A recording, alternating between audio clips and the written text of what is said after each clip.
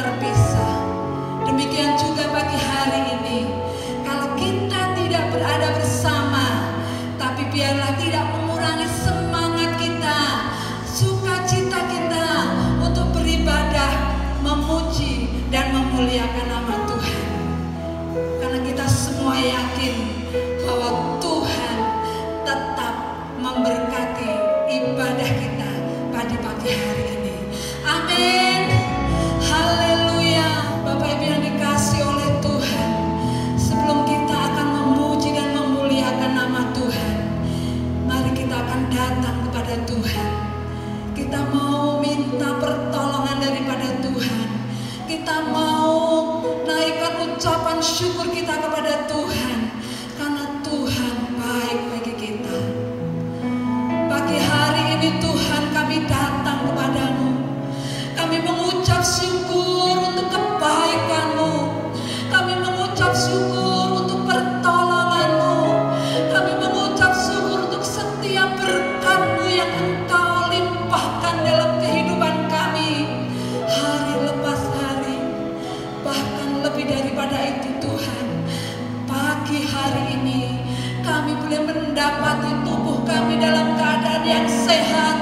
Ini semua karena anugerah-Mu, ini semua karena kasih sayang-Mu, ini semua karena kemurahan-Mu Bapa. Pagi hari ini sebagai ucapan syukur kami mau naikkan pujian, ucapan syukur kami, pujian kami, hormat kami hanya bagi nama-Mu Tuhan. Kami percaya pagi hari ini Kau siap melawat setiap kami tanpa terkecuali, pribadi lepas pribadi, baik yang tua maupun yang muda, bahkan yang anak-anak, semua diberkati oleh Tuhan, semua dilawat oleh Tuhan, dan kuasa Roh Kudus boleh memenuhi setiap kita pada pagi hari ini. Terima kasih Tuhan. Kalau ada kuasa-kuasa yang bukan datang daripada Engkau, saat pagi hari ini kami bersatu hati, kami mau patahkan di dalam nama Tuhan Yesus Kristus. Bilanya kuasa Roh Kudus-Mu memenuhi setiap kami, Roh Kudus memencengkram setiap kami, dan tanpa sedetik pun pagi hari ini kami boleh menikmati lawatan Tuhan. Haleluya, haleluya Yesus. Kami siap memuji Tuhan. Kami mau siap Tuhan bahwa setiap pujian kami kepadamu, kami mau bawa penyembahan kami kepadamu Tuhan, karena Engkau teramat baik bagi kami. Engkau yang sudah mati dan bangkit bagi kami. Haleluya Yesus. Haleluya Yesus. Haleluya. Terima kasih Tuhan.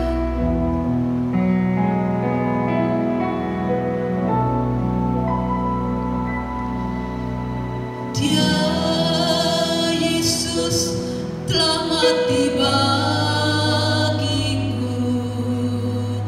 Dia Tuhan selamatkan jiwaku. Bagi Dia pujianku tak dapat ku balas kasih-Nya. Dia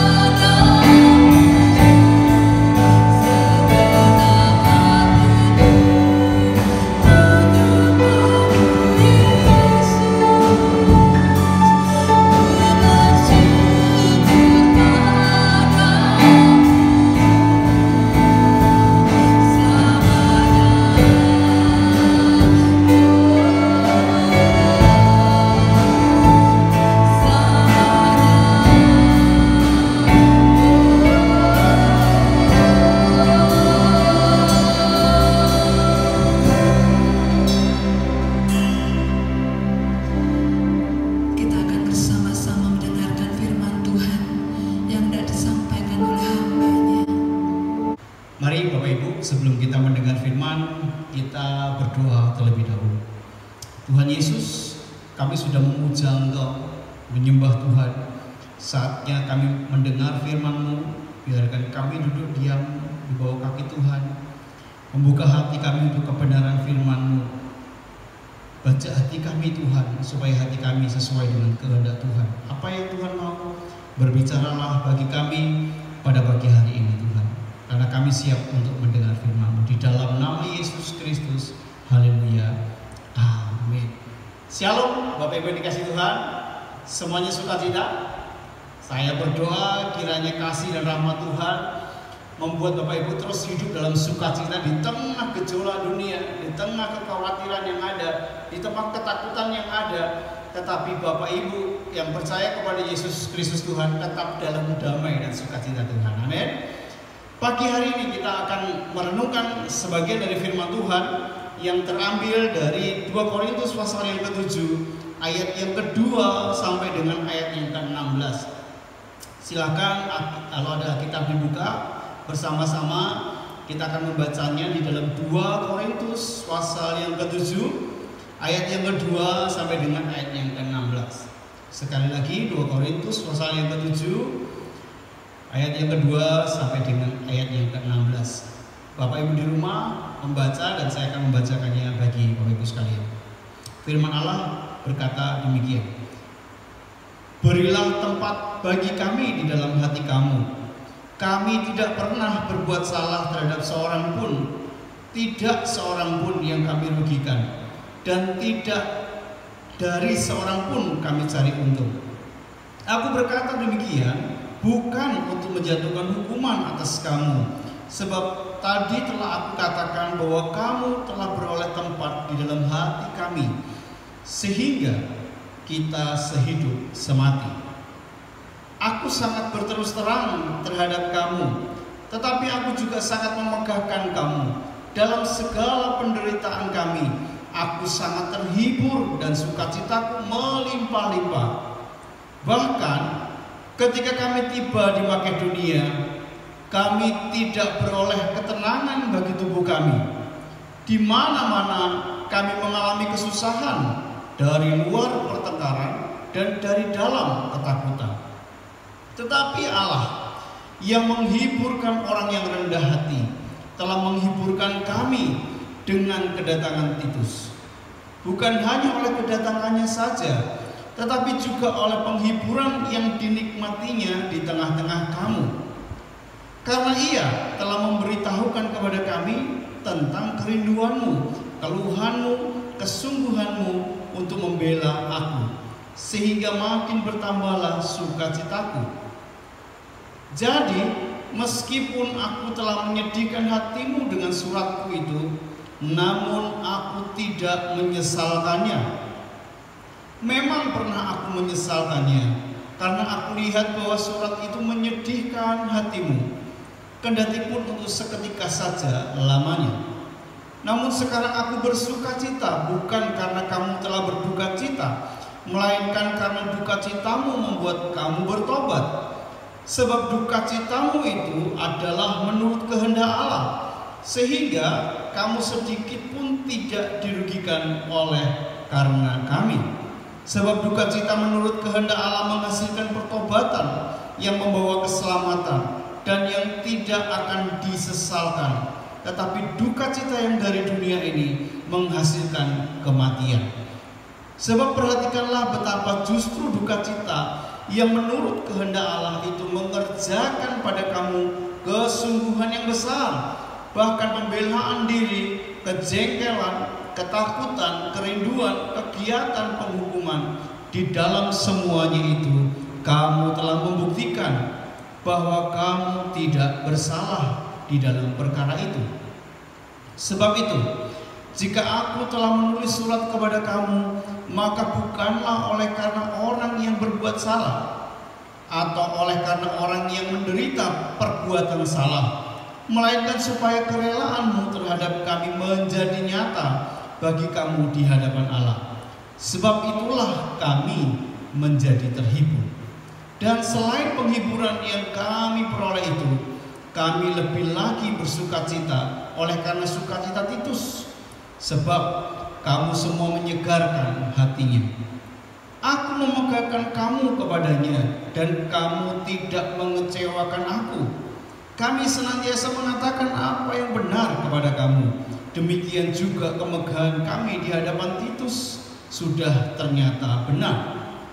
Dan kasihnya bertambah besar terhadap kamu apabila ia mengingat ketaatan kamu semua, bagaimana kamu menyambut kedatangannya dengan takut dan gentar. 16 yang terakhir, aku bersuka cita sebab aku dapat menaruh kepercayaan kepada kamu dalam segala hal. Amin.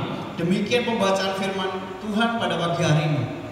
Bapak Ibu yang dikasihi Tuhan, dari pembacaan yang kita baca hari ini, ada dua kata dari ayat yang kedua sampai ayat yang ke-16 yang diulang berulang-ulang kali. Dikatakan berulang-ulang kali. Dari ayat yang kedua sampai ayat yang ke-16 tadi sudah Bapak Ibu dan saya baca. Kata apakah yang di sana terkandung? Perhatikan di sana ada dua kata, yaitu yang pertama kata duka cita.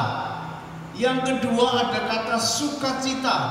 Dua kata ini diulang mendatangkan duka cita, tapi aku bersuka cita. Maaf, aku menduka citakan kamu, tetapi aku bersuka cita. Berulang kali dikatakan ada duka cita, ada sukacita, ada duka cita, ada sukacita. Bapak Ibu yang dikasihi Tuhan, kalau kita lihat bersama-sama, menurut Kamus Besar Bahasa Indonesia apa sih duka cita itu? Kita lihat ya bersama-sama. Duka cita kalau menurut Kamus Besar Bahasa Indonesia artinya sedih hati atau susah hati. Jadi duka cita artinya sedih hati atau susah hati. Nah, berarti kalau sukacita berarti suka hati dan girang hati. Jadi dalam pembicaraan yang dibicarakan oleh Rasul Paulus dalam suratnya, yaitu berkenaan dengan hati yang sedih, berkenaan dengan hati yang senang, hati yang susah, hati yang girang, berulang-ulang kali dibahas. Nah, Bapak Ibu yang dikasihi Tuhan, apa sih penyebab biasanya menyebabkan duka cita pada setiap orang?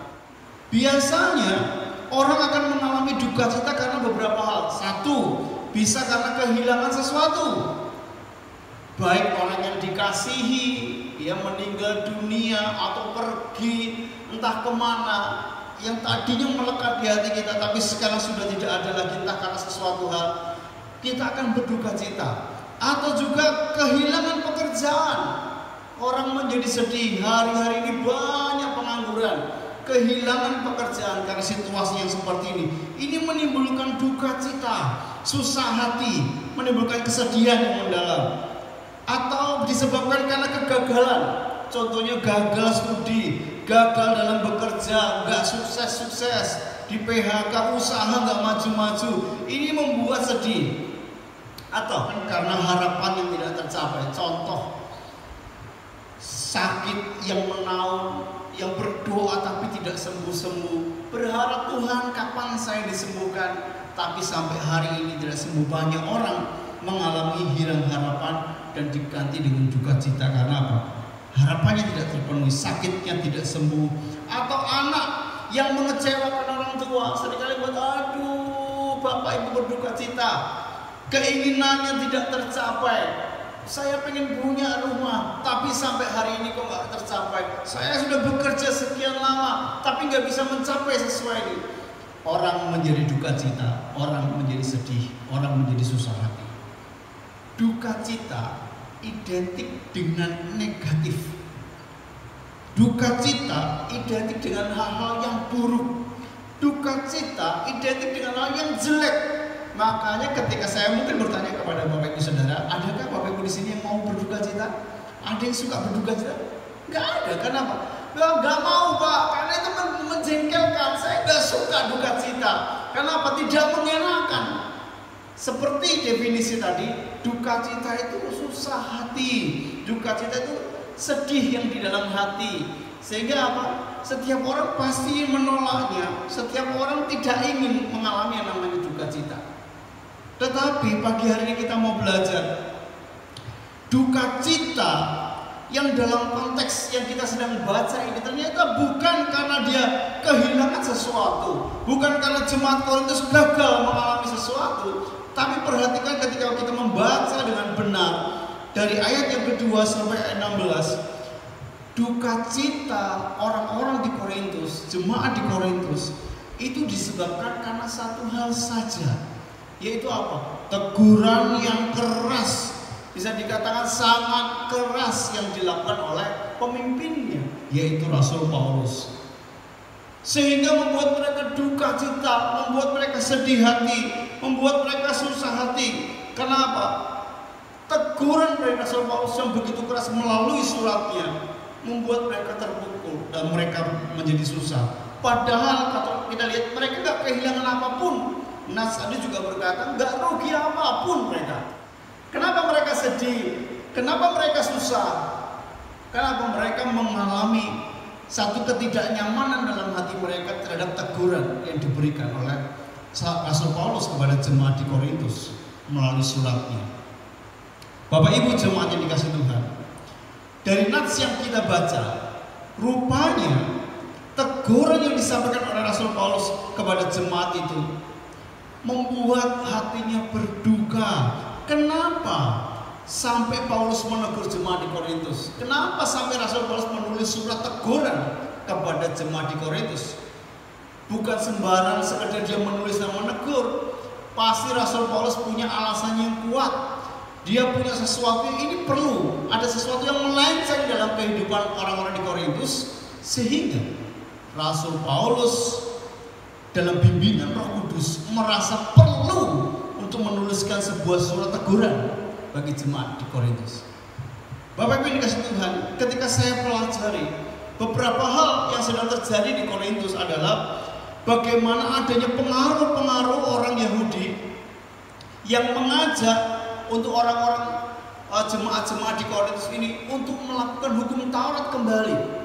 Yang Paulus berkata kita diselamatkan bukan karena melakukan hukum Taurat, tetapi orang-orang Yahudi mulai mengajarkan lagi, mulai membisiki lagi, mulai mempengaruhi lagi bahwa ayo ini adat kita. Kita orang Yahudi, ayo kita melakukan lagi hukum Taurat, sebab tanpa hukum Taurat kita gak akan selamat. Ada ajaran-ajaran yang melusup kepada jemaat di Korintus, mempengaruhi gaya pikir, pola pikir mereka. Bukan hanya itu saja, ada golongan yang namanya Helenisme. Golongan Helenisme ini adalah golongan orang-orang yang pandai bicara, orang-orang yang sombong secara rohani. Jadi dia kalau menunjukkan dirinya bahwa dia tingkat rohaninya lebih tinggi dari siapapun. Bahkan ironisnya orang-orang golongan Helenisme ini adalah orang-orang yang benar-benar membandingkan diri dengan langsung bahwa mereka dengan Paulus itu berbeda. Berbedanya apa? Mereka lebih hebat dari Rasul Paulus. Dan ini langsung dikatakan oleh kepada jemaat di Korintus. Mereka mulai membandingkan bahwa Rasul Paulus itu jelek. Rasul Paulus itu bukan rasul. Mereka punya banyak dalil. Mereka karena pandai bicara, mereka mengatakan kepada jemaat di Korintus, Rasul Paulus itu salah, dia bukan rasul. Membuat jemaat di Korintus mulai meragukan kerasulan Paulus. Hanya karena orang-orang Helenisme dan Yahudi ini, Rasul Paulus ditolak, kerasulannya dibantah oleh mereka. Kenapa? Mereka terpengaruh oleh pola pikir orang-orang Helenisme ini. Mereka menekankan kerohanian yang begitu tinggi, tetapi sebenarnya tidak disertai karakter yang luar biasa, karakter yang benar. Justru mereka punya kesombongan rohani dan mereka mengunggulkan masalah otoritas dan wewenang. Tanpa disadari, jemaat di Korintus ditipu luar biasa. Karena apa? Paulus tidak pernah meminta apapun kepada jemaat di Korintus. Tetapi dengan kesadaran ada beberapa jemaat yang support pelayanan Rasul Paulus. Tetapi Rasul Paulus tidak pernah meminta dengan jelas kepada jemaat Korintus. Nah, justru karena inilah bagi orang-orang Helenisme itu sebuah kesalahan. Justru mereka dengan pintar bicaranya, golongan Helenisme ini malah membujuk dalam arti menipu orang-orang di Korintus. supaya mereka dengan wewenang Helenisme ini, mereka mengumpulkan dana untuk mendukung golongan tersebut. Paulus merasa ini sebuah hal yang keliru, ini sebuah hal yang salah.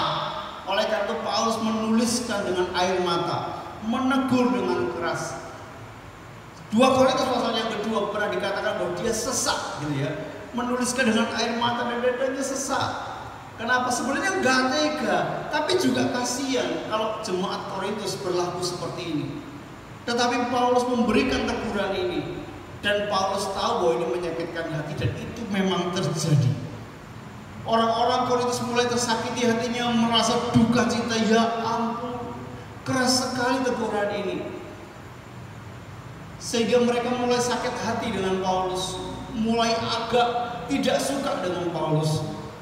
Bapak Ibu yang dikasih Tuhan, perhatikan di sana ada maksud-maksud yang tidak diketahui oleh jemaat Korintus terhadap sebuah surat teguran dari Rasul Paulus. Nah, supaya kesalahan itu tidak berlarut-larut, makanya Paulus memberikan surat teguran kepada jemaat di Korintus.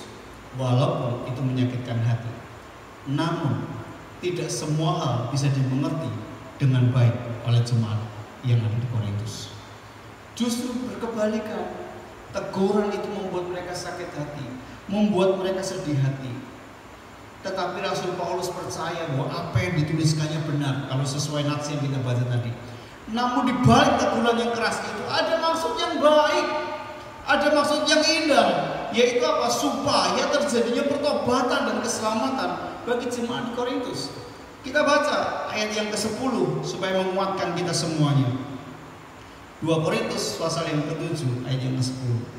Perhatikan di sana, sebab duka cita menurut kehendak Allah menghasilkan pertobatan yang membawa keselamatan dan yang tidak akan disesalkan. Perhatikan sebaliknya, tetapi duka cita yang dari dunia ini menghasilkan kematian. Paulus menjelaskan kepada jemaat di Korintus bahwa teguran yang disampaikan kepada jemaat Korintus memang menghasilkan sebuah kedukaan yang luar biasa. Kenapa? Hatinya tersakiti dengan teguran. Tetapi Paulus tidak menyesal. Kenapa? Justru ternyata melalui teguran yang keras itu, melalui surat yang ditulis oleh Paulus itu, mereka memang sedih hati, mereka memang berduka, tetapi justru melalui semuanya itu terjadilah sebuah pertobatan. Mereka berhenti dengan pola pikir Yahudi, mereka berhenti dengan ikut golongan Helenisme. Mereka jadi mengerti bahwa itu salah, ajaran-ajaran mereka keliru. Di sanalah lambat laun akhirnya mereka mengerti. Sebagian besar akhirnya mengerti setelah melewati duka cita, setelah mereka melewati ketidaknyamanan hati. Akhirnya mereka mengerti bahwa semuanya itu menghasilkan pertobatan dan keselamatan bagi jemaat Korintus. Justru itulah sebaliknya, ketika kemudian berkembang, Paulus menjadi terhibur. Ternyata apa? Jemaat di Korintus tidak terus-menerus menjadi orang yang duka cita. Tetapi menurut kabar dari Titus, ternyata sebagian besar jemaat di Korintus sudah mulai berbalik, sudah mulai mengerti bahwa dulu yang diperbuatnya salah, dan sekarang mereka mulai berpikir benar seperti apa yang diajarkan oleh Rasul Paulus. Bapak Ibu Saudara dikasih Tuhan, melalui nats yang kita baca, melalui nats yang kita renungkan pada pagi hari ini, saya ingin membawa kita merefleksikan ini ke dalam diri kita. Seberapa sering Bapak Ibu dengar firman Tuhan? Seberapa banyak kau hadir dalam sebuah ibadah? Tidak semua orang hadir dalam ibadah konsentrasi penuh terhadap firman dan pemberitaannya. Tetapi kalau saya boleh tanya, berapa banyak Bapak Ibu mendengar firman Tuhan, kemudian di sana ada teguran? Dan bagaimana perasaan Bapak Ibu ketika ada teguran-teguran yang keras terhadap apa yang sedang kita lakukan? Sudah barang tentu mungkin sama dengan jemaat Korintus. ketika teguran yang keras dari firman Tuhan, siapapun hamba Tuhan yang menyampaikan, apapun medianya, ketika firman Tuhan itu menemplak kita, sesaat kita akan berduka cita. Sejenak kita akan bersusah hati. Aduh, kenapa? Kita ditemplak oleh firman Tuhan. Tapi memang respon orang berbeda-beda. Perhatikan bahwa yang dikatakan Paulus, kalau teguran itu dari Tuhan, menghasilkan pertobatan dan keselamatan bagi setiap kita. Kalau firman Tuhan yang kita dengar begitu keras bagi kita, menemplak hidup kita, menyenggol masalah dosa kita, menyinggung masalah tabiat-tabiat kita yang salah, bagaimana respon kita? Biasanya orang mulai jengkel. Oh, nggak lagi lihat pendetanya, wah jengkel sekali, kemudian tanya, ini siapa sih yang khotbah? Kalau kita nggak kenal. Tapi kalau kita kenal, kita akan berkata, wah ini nyindir saya, sengaja ini menyudutkan saya. Kenapa? Kita merasa terusik dengan firman Tuhan yang diberitakan. Ada yang ekstrim malah berpikir bahwa udahlah, nggak usah ke gereja. Memang nggak ada gereja lain yang memberitakan yang baik. Yang ini kok nyinggung terus, yang ini kok nembak terus. Bapak Ibu, ketika mendengar firman yang keras, mendengar teguran-teguran yang keras dari firman Tuhan, tidak semua welcome, tidak semua berkata, iya Tuhan, ini aku. Ada juga yang jengkel, ada yang cuek juga, merasa bahwa ini bukan untuk saya, ini cocoknya firman Tuhan untuk dia. Oh, firman Tuhan untuk sana loh. Wah, ini pas untuk yang kemarin datang. Wah, kita mulai memikirkan orang-orang yang pas untuk firman Tuhan.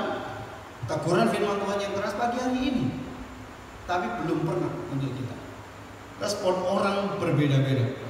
Ada pula orang yang berduka cita, sedih hati ketika mendengar teguran firman Tuhan yang begitu keras. Berlutut di hadapan Tuhan berkata, Tuhan ini aku. Menangis sambil berkata, ini dosaku Tuhan. Hari ini firman untuk aku. Aku berduka cita, tapi aku mengalami pertobatan karena teguran firman Tuhan yang begitu keras bagi setiap kita. Bapak Ibu yang dikasih Tuhan, mana respon yang benar yang Bapak Ibu alami hari-hari ini ketika kau mendengar firman Tuhan? Kalau kita semua seperti jemaat di Korintus, iya sedih hati, berduka cita, itu baik. Karena duka cita, karena sebuah pertobatan pemberitaan firman, itu menghasilkan keselamatan dalam kehidupan kita. Bapak Ibu yang dikasih Tuhan, saya tidak akan memperpanjang firman Tuhan pagi hari ini, tapi saya rindu ingin membawa setiap teguran firman Tuhan datang bukan kebetulan.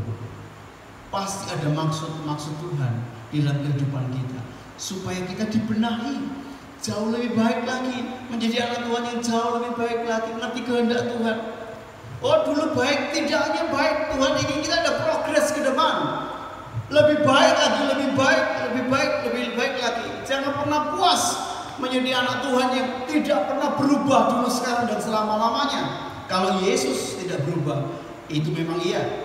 Tapi setiap kita harus diubahkan dari hari ke sehari menurut kebenaran firman Tuhan. Jadi ketika teguran keras itu datang kepada kita pagi hari ini, jangan keraskan hatimu, walaupun kita sakit hati karena teguran itu begitu keras. Tapi percayalah, itu akan menimbulkan pertobatan.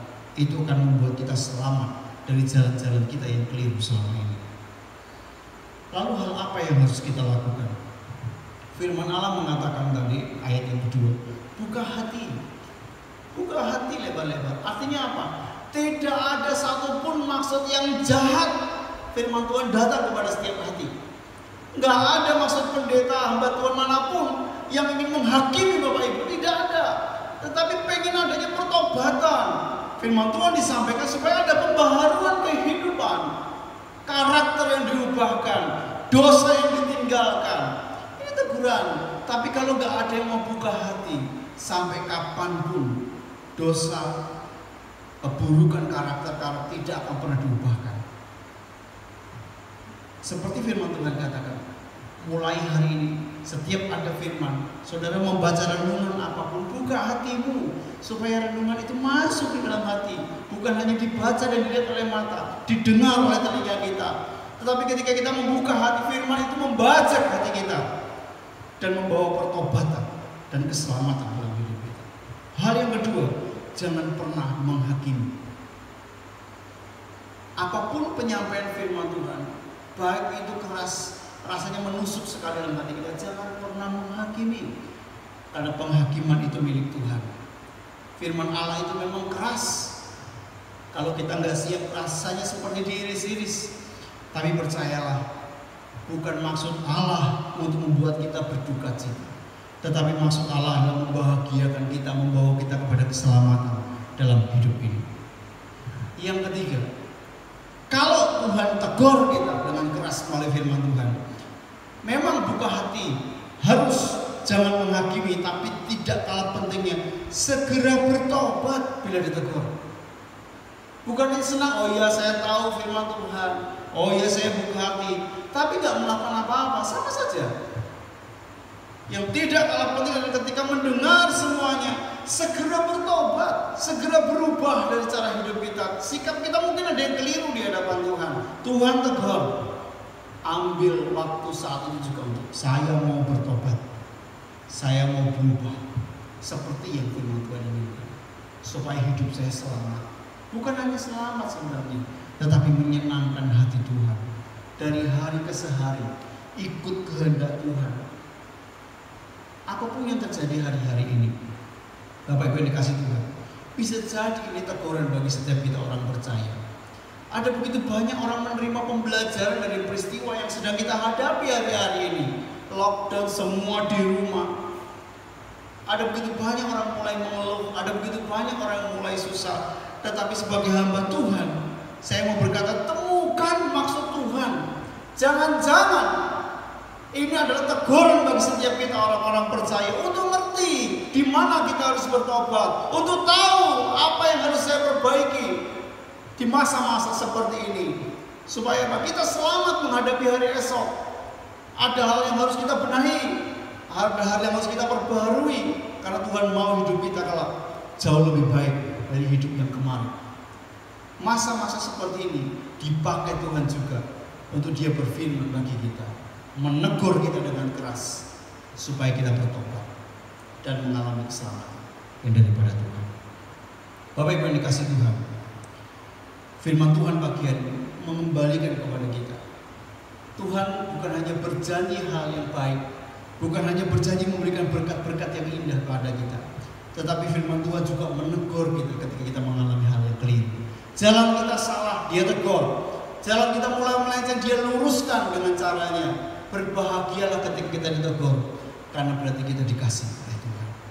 Bapak Ibu yang dikasih Tuhan, mari kita tundukkan kepala bersama-sama. Mari kita mengingat kembali firman Tuhan dan merenungkannya dalam kehidupan kita pagi hari ini. Kalau waktu itu jemaat di Korintus ditegur begitu keras oleh Rasul Paulus, mungkin hari-hari ini tanpa kita sadari Tuhan sedang menegur keras kepada setiap kita dengan caranya masing-masing. Ketika Tuhan menegur saya, tidak sama ketika Tuhan menegur Bapak Ibu Saudara sekalian. Tapi melalui perenungan pagi hari ini, saya rindu membawa, yuk sadar apa yang Tuhan tegur dalam hidup kita waktu-waktu ini untuk kita perbaiki. Mungkin cara berpikir kita salah, mungkin hati kita nggak benar, mungkin dosa yang ada dalam hidup kita harus kita bereskan, mungkin hubungan kita nggak baik dengan keluarga kita. Hari ini sadari apa teguran Tuhan di dalam kehidupan kita. Mari Bapak Ibu buka hati dan biarkan Tuhan berbicara dalam hidup. Kalau Tuhan tegur, bertobat bersama-sama pada pagi hari ini. Dan saya akan berdoa bagi Bapak Ibu sekalian. Tuhan Yesus, hamba-Mu berhenti berbicara, menyerahkan seluruh benih firman Tuhan yang sudah hamba-Mu taburkan, supaya Allah Roh Kudus yang menggarap lebih lagi dalam setiap hati dan pribadi. Engkau yang tahu dan Kau bicara secara pribadi dalam hati untuk menegur Tuhan. Apa yang salah, Apakah ada dosa dan pelanggaran yang harus dihentikan dan diubah? Biar Engkau sendiri yang bicara bagi jemaat-Mu sekalian. Dan aku percaya Tuhan, ketika mereka mengalami duka cita daripada Tuhan, mereka juga akan mengalami pertobatan yang sama dengan orang-orang di Korintus, dan juga akan mengalami keselamatan yang sama. Di saat-saat seperti ini ya Tuhan, aku sebagai hamba-Mu berdoa, bukan hanya supaya jemaat-Mu kuat menghadapi masa-masa seperti ini, tapi justru hamba-Mu berdoa buat jemaat-Mu peka Tuhan akan apa yang harus diubah di masa-masa seperti ini, sehingga masa-masa diam seperti ini bukan menjadi masa-masa kesia-siaan, masa-masa melamun, menghabiskan waktu begitu saja tanpa ada sebuah perubahan yang berarti di hadapan Tuhan. Hari ini nyatakan kepada kami Tuhan. Aku berdoa di dalam nama Yesus, biar Engkau yang menerangi setiap hati dan memberkati setiap jemaat Tuhan. Di dalam nama Yesus Kristus. Haleluya. Amin. Bersama-sama kita akan mengakhiri ibadah kita pada pagi hari ini. Kita mau naikkan pujian kita. Kita mau tetap percaya kepada Tuhan. Selalu percaya kepada Yesus. Haleluya, haleluya. Haleluya, haleluya.